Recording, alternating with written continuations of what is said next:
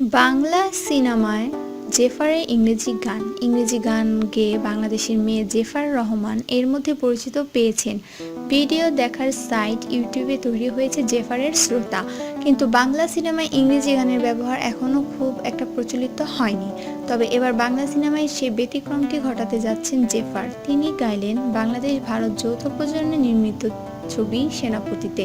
সেনাপতি ছবিতে শুধু গান গেয়েই ক্ষান্ত হননি জেফার, ছবিতে তাকে এক ঝলক দেখাও যাবে। তিনি এই ছবিতে গাইছেন তার প্রথম একক অ্যালবামের শিরোনাম সঙ্গীত আনকেজড।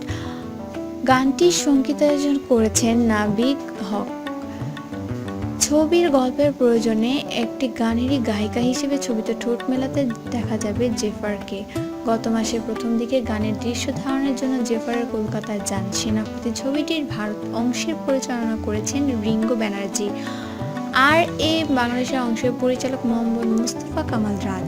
ছবিতে অভিনয় করেছে বাংলাদেশের শাহেদ শরীফ খান, লুৎফুর রহমান, জর্জ, সানজিদা তন্ময়, কলকাতার পরমব্রত চট্টোপাধ্যায় ও রিয়া সেন। ছবিতে নিজের গাওয়ার ইংরেজি গানটি নিয়ে জেফার বলেন, কোনো বাংলা সিনেমায় ইংরেজি গান গাওয়ার কথা আমি এতদিন ভাবতেও পারতাম না। তবে ছবির প্রযোজকদের মধ্যে অন্যতম একজন মাহবুবুর রহমান আমাকে আগে থেকে চিনতেন এবং আমার গান শুনে প্রশংসাও করতেন।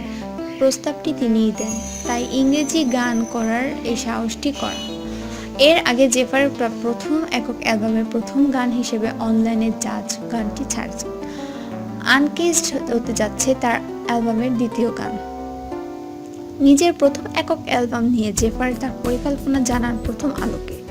বলেন, এভাবে সিঙ্গেলস হিসেবে একটি করে গান শ্রোতাদের সামনে তুলে ধরছি, এভাবে এক এক করেই সব ছাড়া হবে, শেষ হবে সিঙ্গেল এক করে তৈরি করব আমার প্রথম একক অ্যালবাম আনকেজড।